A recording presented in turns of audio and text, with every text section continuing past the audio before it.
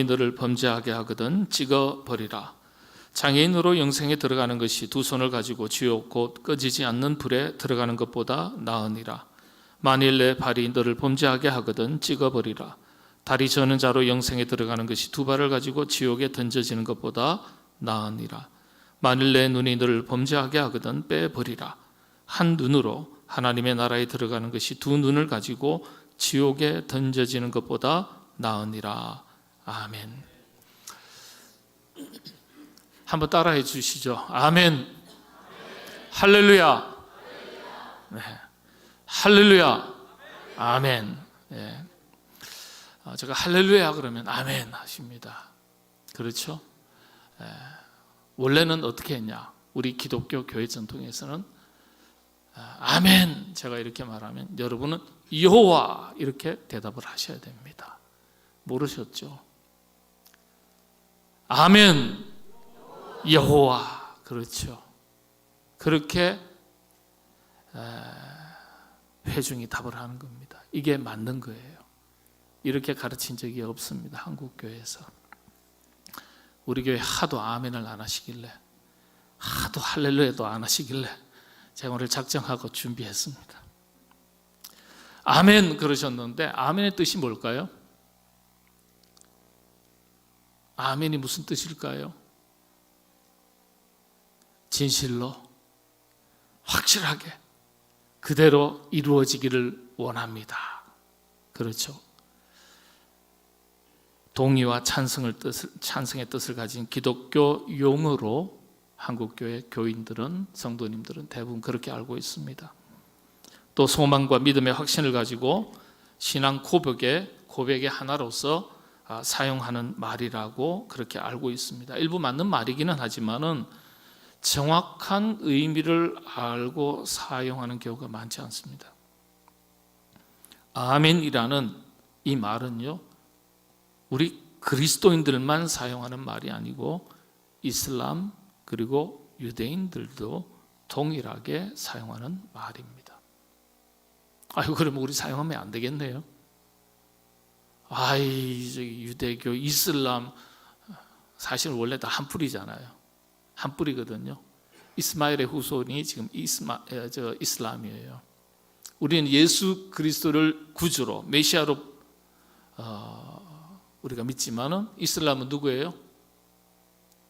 누구죠? 모하메드. 네, 모하메드가 뭐예요? 구원자예요. 그리스도예요. 유대교는요, 모하메드도 아니고 예수님도 아니에요. 아직 메시아는 안 오셨어. 여기에 유대교예요. 한 뿌리입니다.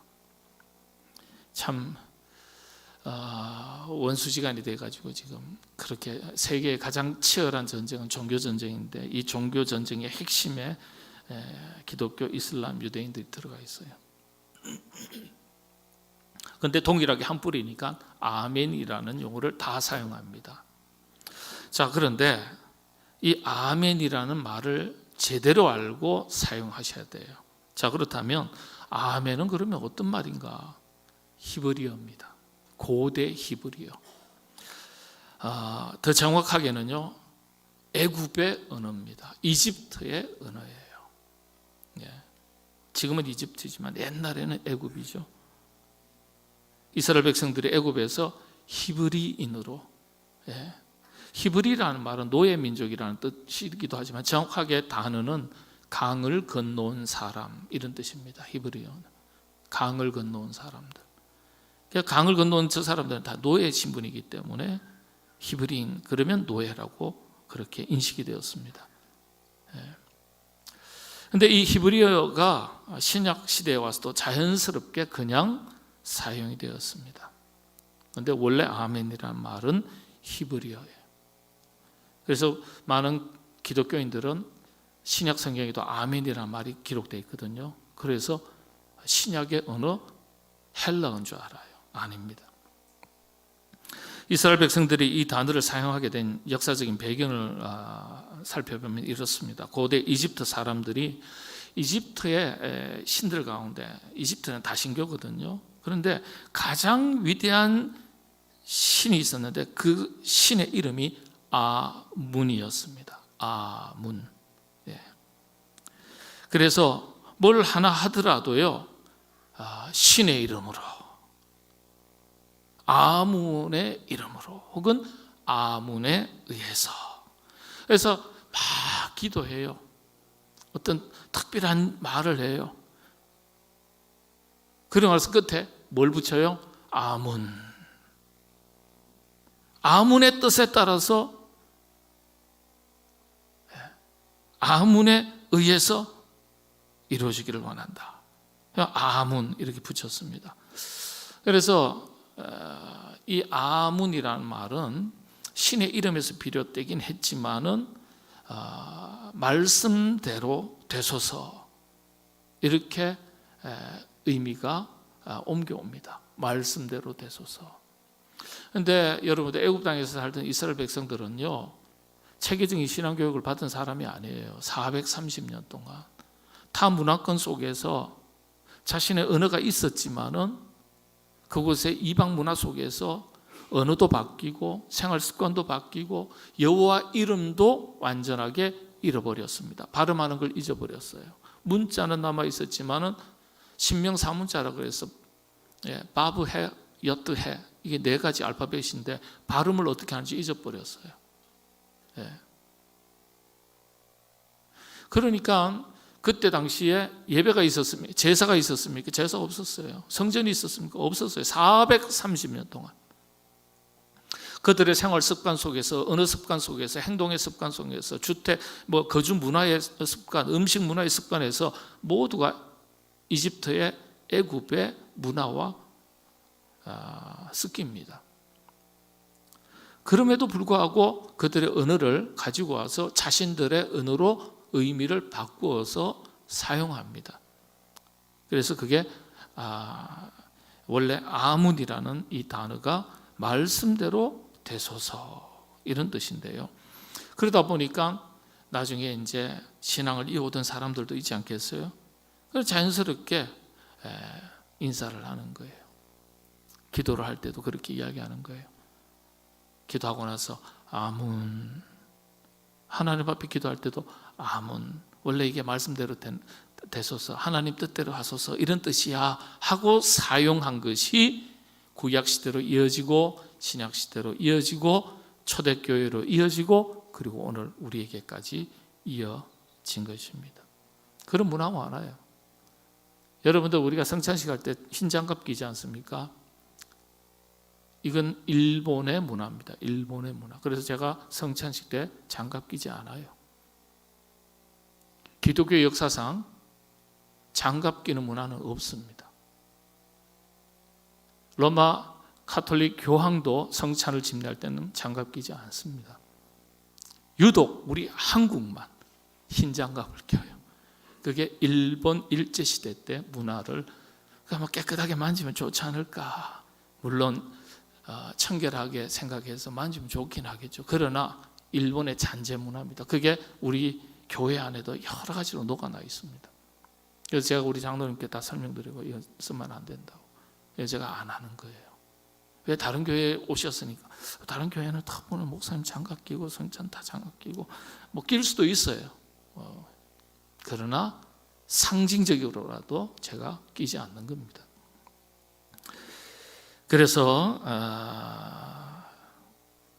당시 노예들이었던 히브리인 이스라엘 백성들이 이 아문이라는 말을 차용하면서 빌려서 쓰면서 오늘날까지 이어져서 교회 전통에서는 자연스럽게 사용하게 된 언어가 되었습니다. 일부 다른 몇몇 신학자들은 또 이 언어학자들 중에서는 다른 의견들이 있기는 하지만은 우리 교회사에서는 주류는 이렇게 해석하고 있습니다. 그래서 이후에 오랜 시간과 전통으로 자리 잡는 가운데 유대인들이 예배 때 아멘이라는 말을 사용하게 되었고요. 그리고 이 아멘은 다 함께 고백하는 것이 전통입니다. 개인으로 하지 않고요. 아멘, 요즘 우리가 할 수 있어요. 그거 뭐 잘못된 거 아니에요. 그러나 아멘은 함께 회중들이 다 함께 아멘, 할렐루야 그러면 여러분이 다 함께 아멘 하셔야 되는 거예요. 할 사람하고 말 사람 말하라 이게 아니에요. 그리고 원래는 아멘 하면 여러분 뭐라고 대답한다고요? 여호와 그렇게 이야기하는 겁니다. 이걸 또 바꾸라 그러면 참 힘들거든요. 신실하신 하나님, 그런 뜻입니다. 신실하신 하나님, 제가 아멘 하면 뭐예요?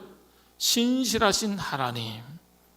그 다음엔 하나님의 이름을 부르셔야 되죠. 하나님의 이름이 아니거든요. 하나님의 이름은 정확하게 여호와입니다. 그러니까 제가 신실하신 하나님 그러면 여러분 여호와 그러지 않습니까? 제가 아멘이라는 뜻이 그런 뜻이에요. 아멘 하면 여러분 뭐라고 대답하셔야 된다고요? 여호와. 그렇죠. 예. 우리가 믿는 하나님은, 섬기는 하나님은 살아계신 하나님이시기 때문에 우리가 그렇게 대답하는 것을 하나님께서는 기뻐하십니다. 그렇게 하나님께 항상 기쁨이 되는 신앙의 고백으로서 아멘 열심히 하시게 되기를 바랍니다. 네. 이 히브리어 아멘은 그래서 쭉 이어지는데 영어에서는 에이멘 그러기도 하고요. 히브리식, 원래 기독교 초대교회 전통에서는 가장 정확한 발음 알려드립니다. 아멘이 아니고요, 아흐멘 이렇게 대답하셔야 돼요. 아흐멘입니다. 시간이 흐르면서 아멘 이렇게 되었습니다. 우리가 옛날식 발음을 굳이 따라할 필요는 없겠습니다. 오늘 우리의 식대로 하면 되겠습니다만 그나마 그거라도 자주 하시면, 잘 하시면 다행이에요. 우리 교회는 특히 안 하셔가지고 제가 좀 걱정이 됩니다. 다들 오셔가지고 꼭 한 말씀 하시잖아요. 강사분들이요. 왜 이렇게 안 하지? 예.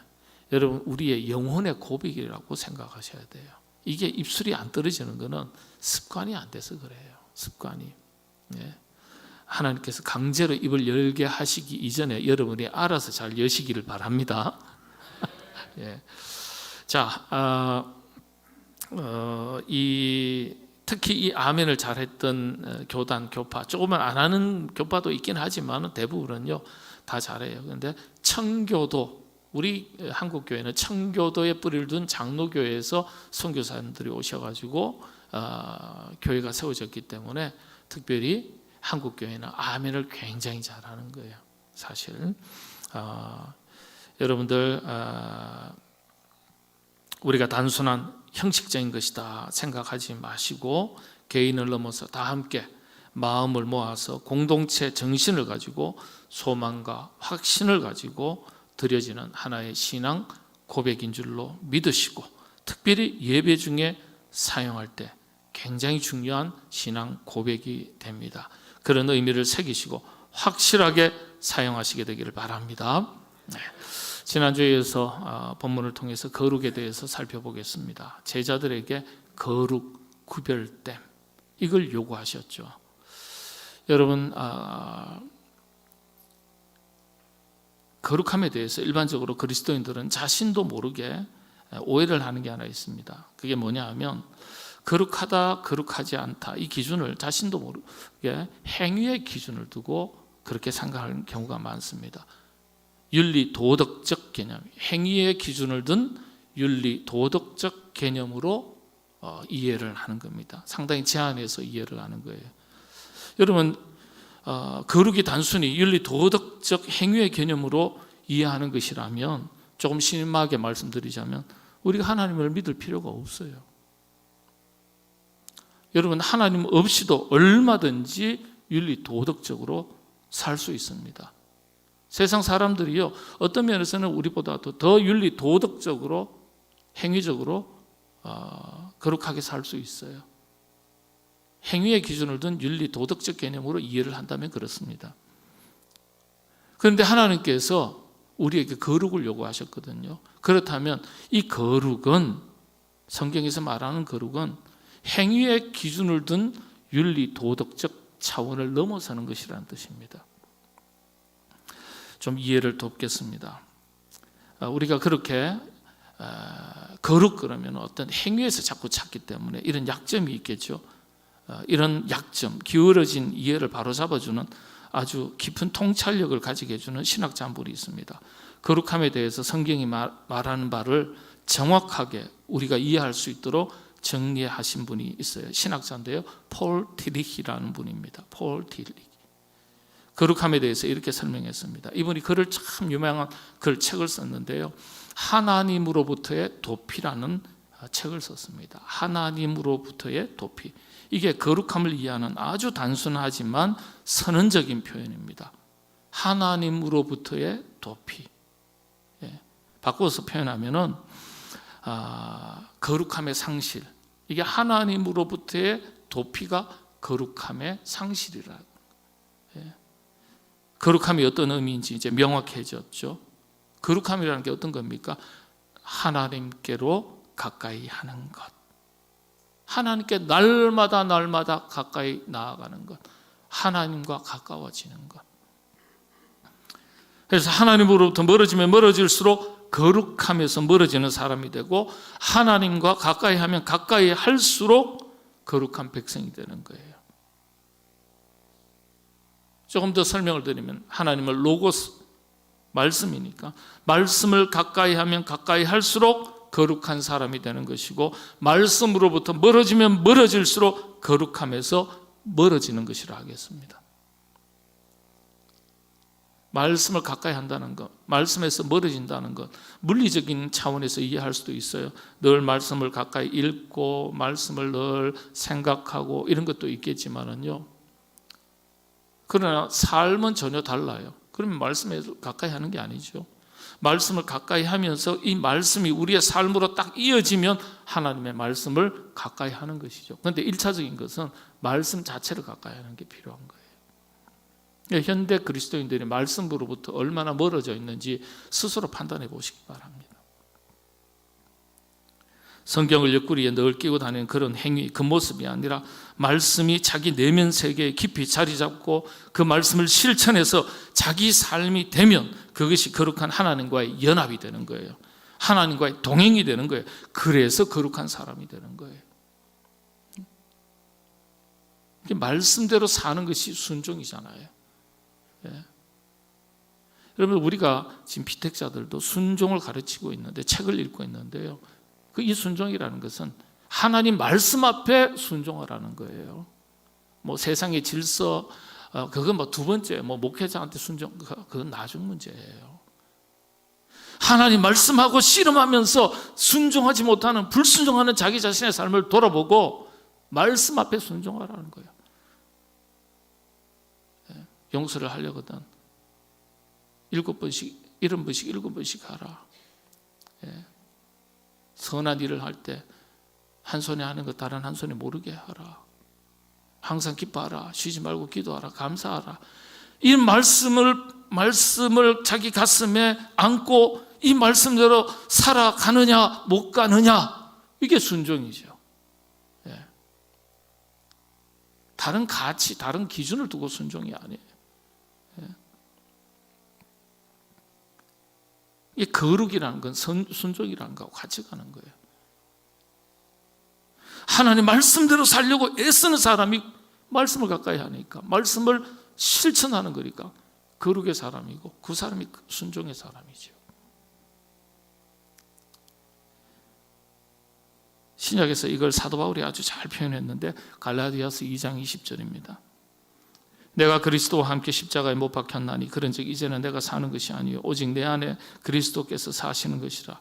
이제 내가 육체 가운데 사는 것은 나를 사랑하사 나를 위하여 자기 자신을 버리신 하나님의 아들을 믿는 믿음 안에서 사는 것이라. 믿음 안에서 사는 것이라. 뭘 믿는 거예요? 하나님을 믿는 거예요. 하나님의 말씀을 믿는 거예요. 말씀을 믿는다는 게 그 말씀대로 살려고 애쓰는 순종의 삶을 말하는 거예요. 그 삶을 사는 것이라. 나는 죽고. 여러분들,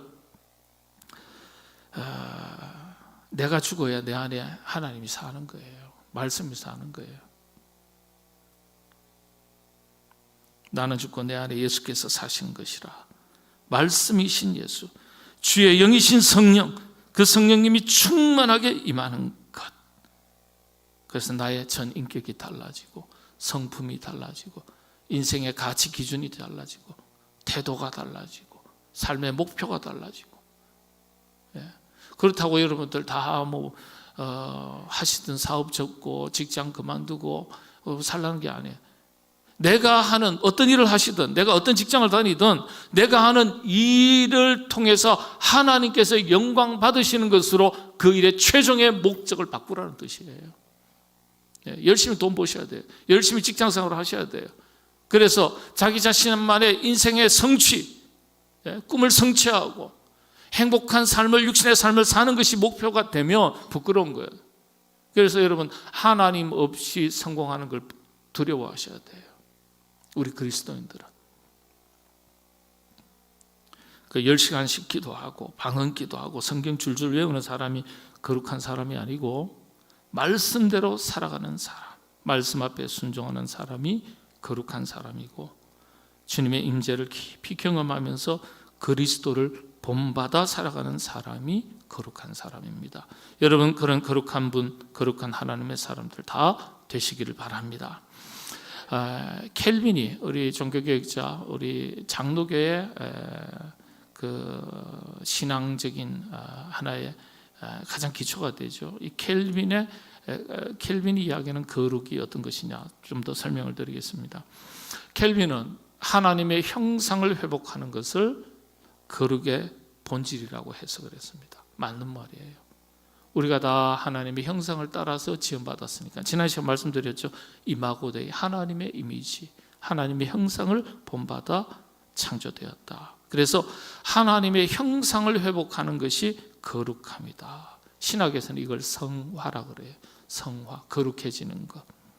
죄인된 우리를 하나님 자녀로 삼아주시고 의롭다 해주셨으니 그 구원의 은총에 합당한 삶, 거룩하고 구별된 삶이 뒤따라가야 되는 거예요. 거룩하고 구별된 삶의 핵심이 하나님의 형상을 닮아가는 것.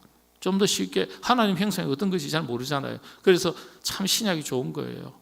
신약에서 하나님이 어떤 분인지 예수님을 통해서 우리에게 보여주셨잖아요. 그래서 예수님, 예수 그리스도의 인격과 성품, 그리고 삶을 본받아 사는 것을 말합니다. 이게 거룩이에요. 켈빈이 가르치는. 그래서 어거스틴이나 켈빈이나 이마고 데이, 하나님의 형상, 곧 하나님의 형상을 회복한다는 것이 하나님께로 더욱더 가까이 다가가는 것이고 말씀을 가까이 하는 것이고 말씀대로 사는 것을 말하는 건데, 이렇게 살아가는 것을 거룩한 삶이라고 해석을 했습니다. 우리 인간이 가지는, 우리 크리스찬들이 가지는 거룩함의 최고의 단계, 그게 하나님의 성품을 담는 것이다 그랬습니다. 그게 거룩함의 최고의 단계예요.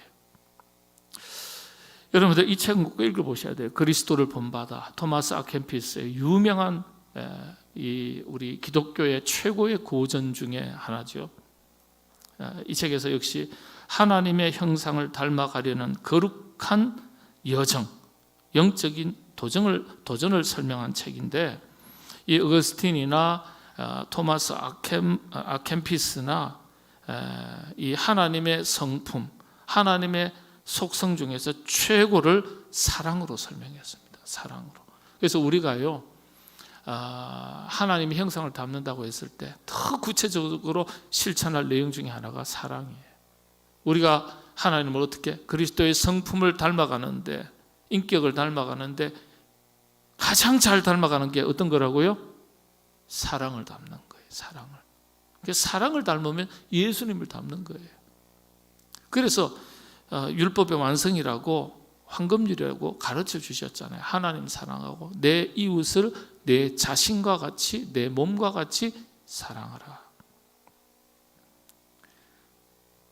주님의 성품을 본받는 것, 그리스도의 인격을 본받는 것, 그리고 그 결과로서 성령의 9가지 열매, 자기 삶 속에서 열매를 맺어가는 삶, 거룩한 삶입니다. 여러분들 이렇게 주님을 날마다 본받고, 그리고 성령의 9가지 열매, 귀한 열매 잘 맺어가시는 여러분 되시기를 바랍니다. 거룩에 대한 교과서 말씀, 교과서적인 말씀이 두 곳이 있는데, 레위기서 19장 1, 2절이고요. 또 신명기서 6장 1절에서 9절까지의 말씀입니다. 내가 거룩하니 너희도 거룩하라. 이 거룩함을 이루기 위한 4가지 실천 원리, 방법을 일러주셨습니다. 기독교 신앙 교육에 있어서, 특히 기독교 교육에 있어서 이 4가지를 신앙 교육의 핵심 4가지 원리라고 말합니다. 신앙 교육의 핵심 원리가 뭡니까? 신앙 교육의 최고의 목적이 뭡니까? 그리스도를 본받는 걸 말하는 거예요. 그리스도 그리스도를 본받기 위한 신앙 교육의 최고의 목적에 있어서 핵심 4가지 원리가 있는데, 거룩한 삶에 대한 방법론입니다. 거룩한 삶이 사실은 신앙적으로 볼 때는 성공하는 삶이에요. 명예를 크게 얻고 큰 업적을 남기고 명예를 얻고 큰 성공을 이루는 게 성공이 아니라, 거룩한 삶이 영적으로 볼 때는 성공하는 삶이에요. 자, 신명기서 6장 4절에서 9절 말씀 제가 한번 쭉 읽어가겠습니다. 이스라엘아 들으라. 우리 하나님 여호와는 오직 유일한 여호와이시니 너는 마음을 다하고 뜻을 다하고 힘을 다하여 내 하나님 여호와를 사랑하라. 오늘 내가 네게 명하는 이 말씀을 너는 마음에 새기고 내 자녀에게 부지런히 가르치며 집에 앉았을 때에든지 길을 갈 때에든지 누워 있을 때에든지 일어날 때에든지 이 말씀을 강론할 것이며, 너는 또 그것을 내 손목에 메어 기호를 삼으며 내 미간에 붙여 표로 삼고 또 내 집 문설주와 바깥 문에 기록할지니라. 아멘. 옛날에는 제가 아멘 그러면 여러분 뭐 한다고요? 여호와 그랬다는 거예요. 지금 아멘 그러면 여러분도 아멘 하셔도 좋아요. 예. 이걸 요약하면 4가지로 요약합니다. 첫째, 핵심의 원리입니다. 4절 핵심의 원리. 오직 유일한 여호와. 여호와 핵심의 본질이에요. 예. 두 번째는 집중의 원리. 집중의 원리. 예. 마음을 다하고 뜻을 다하고 힘을 다해라. 집중해라. 이런 뜻입니다. 집중. 공부도 머리 IQ 좋냐 안 좋냐 이 차이가 아니라 집중력의 차이. 집중력의 차이. 예. 그다음 3번째가 부지런히 가르치라. 앉아서든지 길을 갈 때든지 누워 있을 때든지 그냥 부지런히 할 때 뭐죠? 반복의 원리. 반복의 원리. 그 다음에 어떻게 해요? 손목에 매라. 미간에 붙여라. 문설주에 바깥문에 기록해라. 이게 뭡니까? 접촉의 원리를 말합니다. 손, 이마, 미간. 하나님 말씀 일주일에 한 번 딱 성경책 교회 오실 때 들고 있는 분이냐, 아니면 물리적으로 성경책이 없어도 이 마음속에 늘 말씀이 새겨져 있는 분이냐, 말씀을 늘 가까이 하고 있는 분이냐, 말씀을 많이 읽으라는 뜻도 있겠지만은 한 말씀이라도 이 말씀이 자기 생활화가 되도록 실천할 수 있는 말씀이 되고 있느냐. 그렇지 않으면 하나님과 말씀과는 상당히 멀리 떨어져 있는 거예요. 핵심의 원리, 집중의 원리, 반복의 원리, 접촉의 원리. 기독교 교육의 신앙 교육의 거룩한 사람이 되기 위한 신앙 교육의 핵심 4가지 원리라고 말합니다. 여러분들 신앙생활 하실 때 정말 하나님 중심, 이게 본질 아니겠어요? 예? 항상 하나님 중심으로. 그런데 가만히 살다 보면 하나님 이 말씀 신앙생활을 액세서리처럼 뗐다 붙였다 하는 차원에서 신앙생활 하는 분들 많이 있을 수 있습니다. 예. 급할 때 하나님은 저 뒤로 가 있어요. 내가 생각하는 게 우선이에요. 삶의 우선순위를 정하셔야 돼요. 때때로 우리 신앙이 내가 손해본다 할지라도 영적인 원칙을 바르게 지켜 사셔야 돼요. 여러분 그렇게 사시면 여러분 손해가 될 것 같습니까? 아니요. 하나님께서 여러분이 믿음의 원칙을 위해서 내린 결정이 손해가 되지 않도록 하나님은 바꾸셔서 또 다른 것으로 채우신다. 여러분 이걸 믿으시게 되기를 바랍니다. 집중하는 것에는 변화가 있어요.